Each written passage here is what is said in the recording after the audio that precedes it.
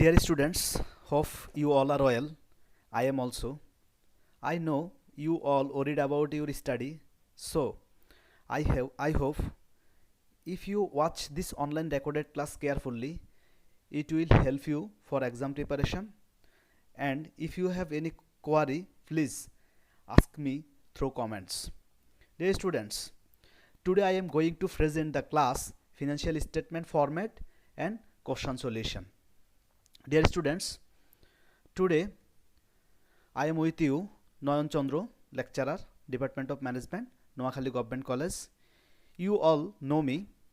Dear students, this is the heading part of a financial statement. There is a name of concern or business firm. I have used here a imaginary name, that means ABC Limited. Dear students, এখানে financial স্টেটমেন্টের একটা heading part থাকবে। সেই heading পার্টের মধ্যে তিনটা information include করা থাকবে। ইনফরমেশনগুলো হচ্ছে প্রথমে কনসার্ন বা ফার্ম বা অর্গানাইজেশনের নাম থাকবে, যেমন আমি এখানে ইউজ করেছি এবিসি লিমিটেড। দেন ইনকাম স্টেটমেন্ট ব্যাকেটে থাকবে এটা কোন ধরনের বা ইনকাম স্টেটমেন্ট কোন টাইপসের, যেমন ইনকাম স্টেটমেন্টের অ্যাজ ইউজুয়াল টাইপস হচ্ছে মাল্টিপল অ্যান্ড সিঙ্গেল স্টেপ। তো আমরা এখানে মাল্টিপলটা ইউজ করেছি, আমরা মাল্টিপলটা বেশি ইউজ হয়, এই জন্য মাল্টিপলটাই আমরা শিখব। দেন থাকবে হচ্ছে পিরিয়ড, অর্থাৎ এই স্টেটমেন্টটা কোন সময়কালের, সেই সময়কালটা নির্ধারণ করার জন্য একটা পিরিয়ড দেওয়া থাকে, সেই পিরিয়ড অনুসারে এখানে ইনক্লুড হবে। তাহলে পিরিয়ডগুলো দেওয়া থাকে কিভাবে? অ্যানুয়ালি হতে পারে, সেমি অ্যানুয়ালি হতে পারে, অর কোয়ার্টারলি হতে পারে। যেভাবে প্রশ্নে দেওয়া থাকবে সেইভাবে আমরা আমাদের এই হেডিংগুলো এবং এই পিরিয়ডগুলো আমরা ইনক্লুড করব। Dear student, let's go. আমরা একটা ফিনান্সিয়াল স্টেটমেন্টের format and sequence of this financial statement discuss করি। এখানে আমি ক্লাসেও তোমাদের এই ফিনান্সিয়াল স্টেটমেন্টের একটা ফরম্যাট তোমাদেরকে দেখিয়েছি, আজ আবার আমি তোমাদের সাথে একটু শেয়ার করি। সেটা হচ্ছে একটা ফিনান্সিয়াল স্টেটমেন্ট থেকে আমরা মূলত একটা ফিনান্সিয়াল স্টেটমেন্টের ফার্স্ট পার্ট থেকে, অর্থাৎ ইনকাম স্টেটমেন্ট থেকে আমরা মূলত নেট প্রফিট নির্ণয় করি। নেট প্রফিট যাওয়ার জন্য একটা নির্দিষ্ট সিকোয়েন্স মেনটেন করতে হয়। সেই সিকোয়েন্সে আমি কিছু অংশকে নাম্বারিং করেছি, যেমন 1 নম্বরে আমি এখানে সেলস। তাহলে 1 নম্বর অংশটা হচ্ছে সেলস, অর্থাৎ এই সেলস থেকে আমরা বের করব মূলত নেট সেলস রেভিনিউ অথবা নেট সেলস। ডিয়ার স্টুডেন্টস, সেলসের সাথে কিছু আইটেম অ্যাড হবে এবং কিছু আইটেম লেস হবে। সেই আইটেম লেস এবং অ্যাড করার পরবর্তীতে আমরা পাবো নেট সেলস। তো আমি এখানে কিছু সিলেক্টিভ আইটেম, লেসের কিছু সিলেক্টিভ আইটেম তোমাদেরকে দেখাচ্ছি, যেমন সেলস ডিসকাউন্ট থাকলে সেলস থেকে লেস হবে, সেলস রিটার্নস অ্যান্ড অ্যালাউন্সেস থাকলে লেস হবে, প্রফিটলেস সেলস থাকলে লেস হবে। এরপরেও যদি আরও কিছু আইটেম থাকে লেস করার জন্য, সেটা লেস করতে হবে। আমি জাস্ট সিলেক্টিভ কিছু আইটেম তোমাদেরকে দেখাচ্ছি, এবং সবগুলো আইটেম যে সমানভাবে সব অঙ্কে বা সব ম্যাথমেটিক্স থাকবে সেরকম না। আমাদের প্রশ্নে যেভাবে থাকবে আমরা সেভাবে লেস করব। দেন আমরা লেস করার পরে আমরা যে টোটাল ফিগারটা পাবো, টোটাল লেসটা, সেটা আমরা মেইন সেলস থেকে বাদ দিয়ে রেখে দেব। এর পরবর্তীতে যদি অ্যাড করার থাকে, যেমন ক্রেডিট সেলস অথবা আনরেকর্ডেড সেলস থাকে, তাহলে সেটা আমরা অ্যাড করে দেব। তাহলে অ্যাড করে দিলে আমরা ফাইনালি পেয়ে যাব নেট সেলস রেভিনিউ অথবা নেট সেলস। তাহলে নেট সেলসের সিকোয়েন্সটা হচ্ছে সেলস থেকে লেস করব, লেস করার পরে যে ফিগারটা থাকবে ফিগারের সাথে অ্যাড করার জন্য থাকতে পারে ক্রেডিট সেলস অথবা আনরেকর্ডেড সেলস। তারপরে আমরা নেট সেলস থেকে আমাদের স্টেপ 2 অথবা আমাদের এই প্রসেসটাকে আমরা 2 নম্বর প্রসেসে লেস করি কস্ট অফ গুডস সোল্ড। প্রিয় শিক্ষার্থী, তোমরা অবশ্যই মনে রাখবা কস্ট অফ গুডস সোল্ড কোনো সিঙ্গেল কোনো এন্ট্রি বা সিঙ্গেল কোনো অ্যামাউন্ট নয়। এটাও বের করার জন্য একটা প্রসেসের মধ্যে দিয়ে আমাদেরকে যেতে হয়। সেই প্রসেসটাকে আমি আবার ABC এইভাবে 3টা পার্ট করেছি। এই নম্বর পার্ট হচ্ছে বিগিনিং ইনভেন্টরি, এটা সরাসরি মিডল কলামে চলে যাবে, এর সাথে কোনো সমন্বয় থাকে না। তারপরে আমরা পার্ট করেছি হচ্ছে নেট পারচেস। নেট পারচেস বের করার জন্য আমাদের আরও একটা প্রসেস বা আরেকটা সিস্টেমেটিক ওয়েতে যেতে হবে, যেমন পারচেস আমরা মিডল কলামে লিখব পার্সেসের সাথে কিছু আইটেম লেস হবে। আমি এখানে সিলেক্টিভ কিছু আইটেমের নাম তোমাদেরকে বলছি, সেটা হচ্ছে purchase discount, purchase return and allowance, profitless sales. এই আইটেমগুলো, এর বাইরেও আরও অনেক আইটেম থাকতে পারে লেস করার জন্য, যেমন গুডস উইথড্র বাই ওনার, থাকতে পারে গুডস ডিস্ট্রিবিউশন। এইভাবে থাকলে আমরা এগুলো ইনক্লুড করে টোটাল মেইন পার্সেস থেকে আমরা বিয়োগ করে রেখে দেব। এরপরে আমাদের অ্যাড পার্সেস থাকতে পারে, অ্যাডের সাথে পার্সেসের সাথে কিছু আইটেম অ্যাড থাকতে পারে, যেমন ক্রেডিট পার্সেস অথবা আনরেকর্ডেড পার্সেস থাকলে আমরা অ্যাড করে দেব। তাহলে লেস করার পরবর্তীতে পরবর্তী অ্যামাউন্টের সাথে অ্যাড করলে আমরা যেটা পাবো সেটা হচ্ছে নেট পার্সেস। সেটা আমরা অর্থাৎ এ বি সি এর মধ্যে বি হচ্ছে আমাদের নেট পার্সেস। ডিয়ার স্টুডেন্টস, এরপরে আমাদের থাকে সি পার্ট অর্থাৎ ডাইরেক্ট এক্সপেন্স। ডাইরেক্ট এক্সপেন্সগুলো যেমন হইতে পারে dock charge, import duty, wages, transportation in বা ফ্রেইট ইন। ট্রান্সপোর্টেশন ইন বা ফ্রেইট ইন তোমরা ইচ্ছা করলে পার্সেসের সাথেও অ্যাড হিসেবে দেখাতে পারো, অথবা ডাইরেক্ট এক্সপেন্সের সাথে দেখাতে পারো, সেক্ষেত্রে আমাদের গ্রস প্রফিটের কোনো চেঞ্জ আসবে না। ঠিক আছে, তাহলে আমাদের আমরা যে তিনটা আইটেমের কথা বলেছি, তিনটা পার্ট, সেখানে আমাদের থাকে হচ্ছে beginning inventory, net purchase, direct expense. এই তিনটা পার্ট আমরা এ প্লাস বি প্লাস সি অর্থাৎ তিনটা পার্ট থেকে যে অ্যামাউন্টগুলো আমরা মিডল কলামে নিলাম সেগুলো যোগ করলে আমরা পাই হচ্ছে গুডস অ্যাভেলেবেল ফর সেলস। তাহলে গুডস অ্যাভেলেবল সেটা আমি তোমাদেরকে বক্স করে দেখিয়ে দিয়েছি এবং এটা ব্লক বোল্ড করা আছে, তোমরা কালো চিহ্নিত অংশগুলো দেখে বুঝতে পারবা এটা হচ্ছে goods available for sales. Goods available for sales থেকে আমরা লেস করব ইন্ডিং ইনভেন্টরি। ইন্ডিং ইনভেন্টরি তোমরা অ্যাডজাস্টমেন্টে পেয়ে যাবা। ইন্ডিং ইনভেন্টরি আমরা লেস করার পরে আমরা যে অংশটা পাবো সেটা হচ্ছে কস্ট অফ গুডস সোল্ড।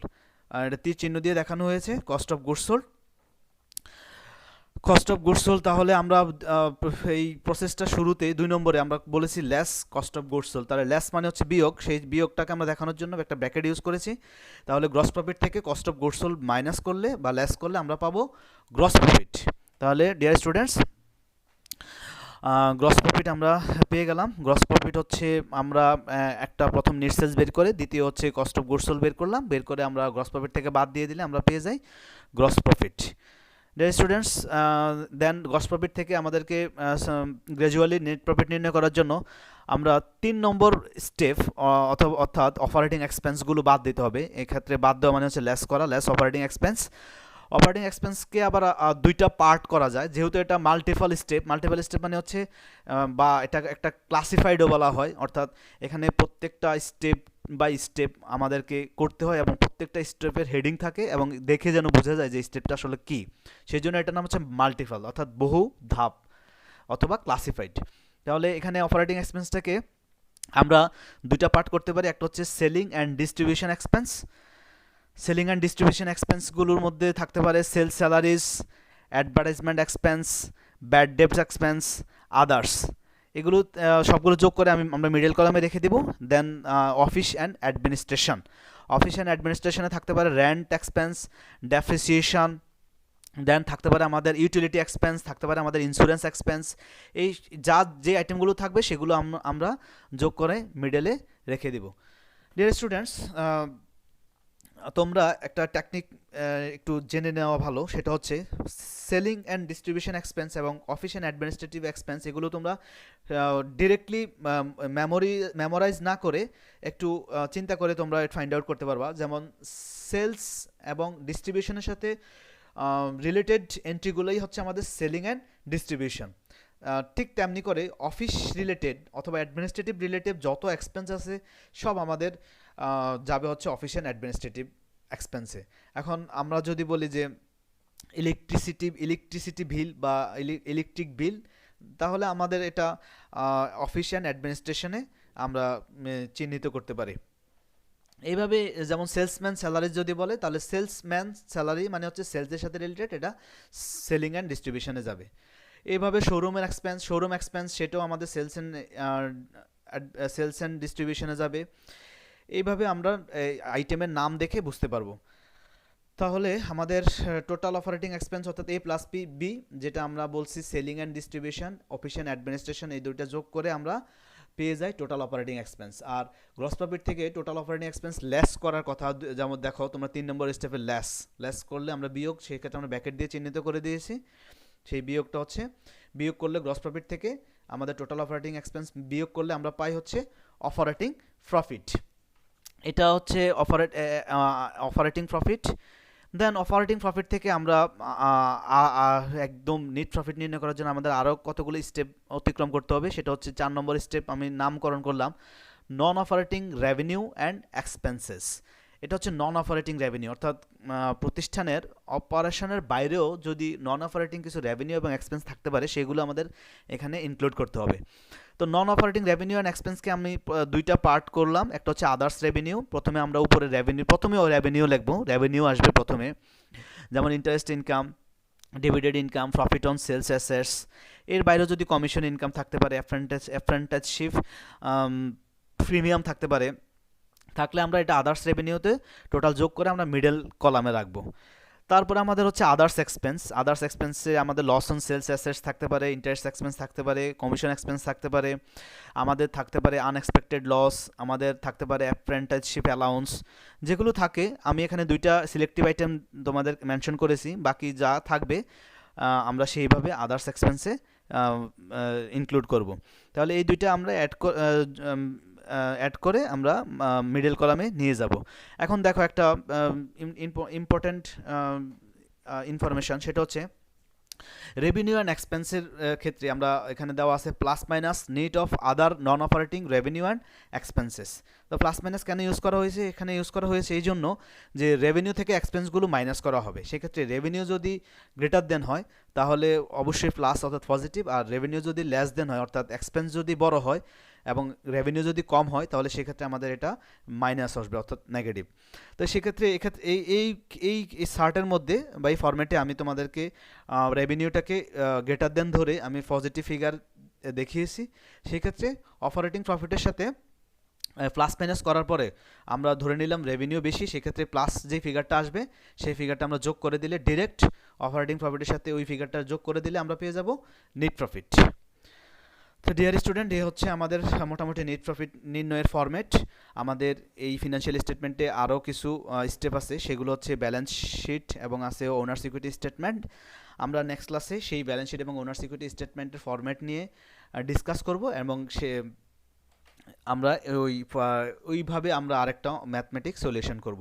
তো dear students, let's recall the format of income statement. এখানে আমাদের প্রথম টোটাল স্টেটমেন্টটাকে আমরা 4টা ভাগে ভাগ করেছি। সেটা হচ্ছে সেলস একটা বা ক্যালকুলেটিং নেট সেলস। 2 নম্বর স্টেপ হচ্ছে আমাদের কস্ট অফ গুডস সোল্ড আমরা বের করি, এখান থেকে বের করে নেট সেলস থেকে বাদ দেওয়ার পরে আমরা কি পেয়ে যাই? Gross profit. 3 নম্বর স্টেপ হচ্ছে আমাদের গ্রস প্রফিট থেকে আমরা অপারেটিং এক্সপেন্সেসগুলো মাইনাস করি। অপারেটিং এক্সপেন্সগুলোকে আবার 2 পার্টে ডিভাইড করা যায়।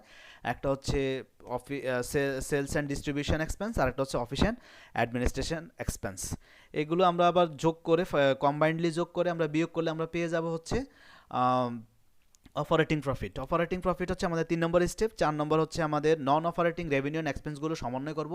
সেক্ষেত্রে নন অপারেটিং রেভিনিউগুলো প্রথমে লিখে ফেলবো, যত রেভিনিউ আছে এগুলো আমরা একসাথ করে মিডল কলামে রাখবো। দেন হচ্ছে আমাদের এক্সপেন্সেস অর্থাৎ নন অপারেটিং যত এক্সপেন্সেস আছে সবগুলো আমরা একসাথ করে মিডল কলামে রাখবো। রেখে রেভিনিউ যদি গ্রেটার দেন হয় তাহলে আমাদের পজিটিভ আসবে, আর যদি এক্সপেন্স যদি গ্রেটার দেন হয় তাহলে আমাদের নেগেটিভ আসবে। যদি নেগেটিভ আসে তাহলে অপারেটিং প্রফিট থেকে বিয়োগ হবে, আর যদি পজিটিভ আসে তাহলে অপারেটিং প্রফিট থেকে প্রফিটের সাথে অ্যাড হবে। তা আমি এখানে রেভিনিউ গ্রেটার দেন ধরে আমি তোমাদেরকে অ্যাড করে দেখিয়েছি নেট প্রফিট, অর্থাৎ অপারেটিং প্রফিটের সাথে প্লাস মাইনাস অর্থাৎ রেভিনিউটা গ্রেটার দেন ধরে আমি অ্যাড করে তোমাদের নেট প্রফিটটা নির্ণয় করা দেখিয়েছি। তাহলে এই হচ্ছে আমাদের format of income statement multiple স্টেপে। এইভাবে তোমরা প্রথমে সিকোয়েন্সটা বা একদম কেয়ারফুলি মনে রাখতে হবে, এবং তোমরা এই ইনকাম স্টেটমেন্টটা অনেকভাবে ডেকোরেট করা যায়। বইও অনেকগুলো ফরম্যাট আছে, তোমাদের যদি পার্সোনাল কোনো লাইকিংস থাকে সেইভাবেও তোমরা ডেকোরেট করতে পারো, কোনো সমস্যা নাই, কিন্তু আমাদের নেট প্রফিটের কোনো চেঞ্জ আসবে না। তাহলে আর এই ক্লাস থেকে তোমরা কয়েকবার এই ক্লাসটা মনোযোগ দিয়ে দেখে তাহলে এখান থেকে সিরিয়াল অনুসারে তোমরা এই ফরম্যাটটা নিজের মতো করে গুছিয়ে সাজিয়ে নিতে পারো, যেন তোমাদের সিকোয়েন্সটা মনে রাখতে পারো এবং পরবর্তীতে আমরা প্র্যাকটিস করতে যেন তোমাদের সুবিধা হয়। তো ডিয়ার স্টুডেন্টস, আমরা এখন একটা প্র্যাকটিসে যাব। Let's go A mathematical practice. আমাদের এখানে আমি একটা ম্যাথমেটিক্স তোমাদেরকে একটা প্রশ্ন এখানে মেনশন করা আছে, সেটা হচ্ছে এক্সারসাইজ 47। আমরা যে ক্লাসে যে বইটা ফলো করি সেই বইয়ের এক্সারসাইজ 47টা এখানে আমি তোমাদেরকে আজকে দেখাবো। ডিয়ার স্টুডেন্টস, আমরা একটু দেখি। প্রশ্নটা হচ্ছে on December 31, 2013 the trial balance of Asif company was S follows. তাহলে আসিফ কোম্পানির একটা ট্রায়াল ব্যালেন্স দেওয়া আছে, সেটা হচ্ছে December 31, 2013। এখানে ট্রায়াল ব্যালেন্সের দুইটা পার্টিশন করা আছে, ক্যাশ থেকে অ্যাকাউন্টস রিসিভেবল, ইউটিলিটি এক্সপেন্স, এবং এক পাশে আছে অ্যাকুমুলেটেড ডেপ্রিসিয়েশন, অ্যাকাউন্টস পেয়েবল। এভাবে তোমরা পার্টিশন করেও র্যামেলে ট্রায়াল ব্যালেন্স পেতে পারো, অথবা তোমরা এমনি নর্মালি বা নর্মালিও তোমরা একটা ট্রায়াল ব্যালেন্স পেতে পারো। যেভাবে ট্রায়াল ব্যালেন্স দেওয়া থাকবে কোনো সমস্যা নেই। আমরা দেখে নেব যে আসলে ট্রায়াল ব্যালেন্সে কী কী আইটেমগুলো আছে এবং কী কী একবার পড়ে নেব, ফিগারগুলো ঠিক আছে কিনা আমরা একবার চেক করে নেব। তো দেন লেটস গো। আমরা এখন কিছু অ্যাডজাস্টমেন্ট দেখি ট্রায়াল ব্যালেন্সের সাথে, কারণ যেহেতু ফিনান্সিয়াল স্টেটমেন্ট মানে হচ্ছে অ্যাডজাস্টমেন্ট থাকবে। অ্যাডজাস্টমেন্টগুলো আমরা একটু দেখে নিই। এখানে আছে আমাদের এন্ডিং মার্চেন্ডাইজ ইনভেন্টরি টাকা 31,772। আমাদের আছে এন্ডিং স্টোর সাপ্লাইস ইনভেন্টরি টাকা 304। আমাদের আছে আনএক্সপায়ার্ড ইন্স্যুরেন্স টাকা 200। আমাদের আছে ডেপ্রিসিয়েশন অন স্টোর ইকুইপমেন্ট টাকা 4,300। আমাদের আছে অ্যাক্রুড সেলস স্যালারিজ পেয়েবল টাকা 80। আরও আছে অ্যাক্রুড ইউটিলিটিজ এক্সপেন্সেস টাকা 150, এবং আছে সেলস অফ টাকা 500 ওয়াজ বিং টোটালি অমিটেড। এখানে টোটাল 7টা অ্যাডজাস্টমেন্ট আছে। 7টা অ্যাডজাস্টমেন্ট আমরা আমাদের ইনকাম স্টেটমেন্টে কাজে লাগাবো, এবং কিছু অ্যাডজাস্টমেন্ট যাবে আমাদের ব্যালেন্স শিটে এবং কিছু যাবে ওনার সিকিউরিটি স্টেটমেন্টে। তো আমরা আমাদের ফিনান্সিয়াল স্টেটমেন্টের ফরম্যাট, আমাদের ইনকাম স্টেটমেন্টের ফরম্যাট অনুসারে আমরা ম্যাথমেটিক্সটা সলিউশন করব। Let's go. আমরা দেখি আমাদের প্রথমে হেডিং পার্টে আমরা বলছি যে প্রতিষ্ঠানের নাম থাকবে, যেমন আসিফ লিমিটেড। এরপরে বলছি যে ইনকাম স্টেটমেন্টের টাইপসটা আমরা মেনশন করে দিলাম ব্র্যাকেটে মাল্টিপল। তারপর আমাদের পিরিয়ডের কথা লেখা আছে ফর দ্য December 31, 2013। আমরা পিরিয়ডটা দিলাম। এরপরে আমাদের 1 নম্বর স্টেপ হচ্ছে সেলস, অর্থাৎ এখান থেকে আমরা বের করবো নেট সেলস। তাহলে সেলস দেওয়া আছে, বই প্রশ্নে সরাসরি দেওয়া আছে 99,400। এটার সাথে অ্যাড হবে omitted sales. Dear students, omitted শব্দটার অর্থ হচ্ছে বাদ পড়া। এই শব্দগুলো আরও কিছু সিমিলার ওয়ার্ড, যেমন অমিটেড, আনরেকর্ডেড এবং আছে আমাদের অ্যাক্রুড, এই ওয়ার্ডগুলো সিমিলার ওয়ার্ড। অমিটেড সেলস থাকলে আমাদের অ্যাড হবে, তো ফরম্যাটে এটা আমাদের দেওয়া আছে, আমরা অ্যাড করলাম। দেন আমাদের লেস হচ্ছে সেলস রিটার্ন অ্যান্ড অ্যালাউন্স। এখানে প্রশ্নে সরাসরি দেওয়া আছে, আমরা একটা আইটেমে আমরা লেস করলাম। লেস করলে আমরা পাই হচ্ছে 98,913। তাহলে এটাই হচ্ছে আমাদের net sales. Let's go. Then আমাদের হচ্ছে 2 নম্বর process cost of goods sold. Cost of goods সোল্ডের মধ্যে আমাদের আছে, আমাদের প্রথমে বলছি আমরা বিগিনিং ইনভেন্টরি একদম এটা আমাদের রেয়ামিল থেকে নিয়ে আমরা ডিরেক্ট মিডল কলামে বসিয়ে দেব। এরপর আমাদের নেট পারচেজ নির্ণয় করতে হবে। নেট পারচেজের ক্ষেত্রে আমরা পারচেজ অ্যাড ফ্রেটিন তুমি ইচ্ছা করলে ডাইরেক্ট এক্সপেন্স হিসেবে দেখাতে পারো। ফ্রেটিন আমরা অ্যাড করলাম, অ্যাড করার পর আমরা একটা ফিগার পাবো। এখান থেকে আমাদের কিছু আইটেম লেস হবে। লেসের মধ্যে আছে পারচেজ রিটার্ন অ্যান্ড অ্যালাউন্স 90,655। আমাদের আছে এবং আমাদের আছে এছাড়াও আমাদের আছে হচ্ছে পারচেজ ডিসকাউন্ট আছে। পারচেজ ডিসকাউন্টও আমরা লেস করব। তারপরে আমাদের আছে এই দুইটা আইটেম আমরা লেস করার পরে আমরা যেটা পাই সেটা হচ্ছে নেট পারচেজ। তাহলে নেট পারচেজ হচ্ছে 43,550। এরপরে আমরা বিগিনিং ইনভেন্টরির সাথে নেট পারচেজ। এরপরে আরেকটা আইটেম থাকে আমাদের, আমরা যেটা সি পার্ট দিয়ে মেনশন করেছিলাম ফরম্যাটে, সেটা হচ্ছে ডাইরেক্ট এক্সপেন্স। এই অঙ্কে ডকসার্স, ইম্পোর্ট ডিউটি বা ওয়েজেস এরকম কোনো আইটেম নাই, সেক্ষেত্রে আমরা ডাইরেক্ট এক্সপেন্সের জন্য আলাদা কোনো ঘর বা আলাদা কোনো ডাইরেক্ট এক্সপেন্স লিখতে হবে না। তাহলে আমরা মাত্র দুইটা আইটেম অর্থাৎ বিগিনিং ইনভেন্টরি এবং নেট পারচেজ যোগ করলে আমরা পেয়ে যাই গুডস অ্যাভেলেবল ফর সেলস, আর এটা হচ্ছে 73,000 টাকা। এরপরে আমাদের করার কথা হচ্ছে less ending inventory. Ending inventory আমরা লেস করলে আমাদের অ্যাডজাস্টমেন্টে দেওয়া আছে 31,772। আমরা জানি যে গুডস অ্যাভেলেবল ফর সেলস থেকে এন্ডিং ইনভেন্টরি লেস করলে আমরা পাই হচ্ছে কস্ট অফ গুডস সোল্ড, এটা হচ্ছে 41,228। তোমরা 2 নম্বর স্টেপের প্রথমে দেখো লেস লেখা আছে, এই জন্য এটা বিয়োগ করে দেখানো হয়েছে। আর আমরা নিট সেলস থেকে কস্ট অফ গুডস সোল্ড বিয়োগ করলে আমরা পাবো হচ্ছে গ্রস প্রফিট। তাহলে এই ম্যাথমেটিক্স এই প্রবলেমে আমাদের গ্রস প্রফিট হচ্ছে 57,685। দেন আমরা নেট প্রফিটের জন্য আমাদের আরও কিছু স্টেপ ফলো করতে হবে, সেটা হচ্ছে 3 লেস অপারেটিং এক্সপেন্সেস। অপারেটিং এক্সপেন্সেসগুলোকে আবার 2 পার্ট করব আমরা, selling and distribution expense. Selling and distribution এক্সপেন্সের মধ্যে আছে আমাদের স্টোর সাপ্লাইস এক্সপেন্স। স্টোর শব্দটা আসলে সেলসের সাথে সম্পর্কিত, গুদাম বোঝায়, সেক্ষেত্রে আমরা এটাকে স্টোর সাপ্লাইস এক্সপেন্স আমরা সেলিং অ্যান্ড ডিস্ট্রিবিউশন এক্সপেন্সে দেখাবো। আচ্ছা, এখানে এক্সপেন্সটা নির্ণয় করার জন্য আমাদের ট্রায়াল ব্যালেন্সে দেখো লেখা আছে স্টোর সাপ্লাইস, এটা হচ্ছে একটা অ্যাসেটস, এবং অ্যাডজাস্টমেন্টে দেখো এন্ডিং স্টোর সাপ্লাইস 304। তাহলে এটা দিয়ে বোঝায়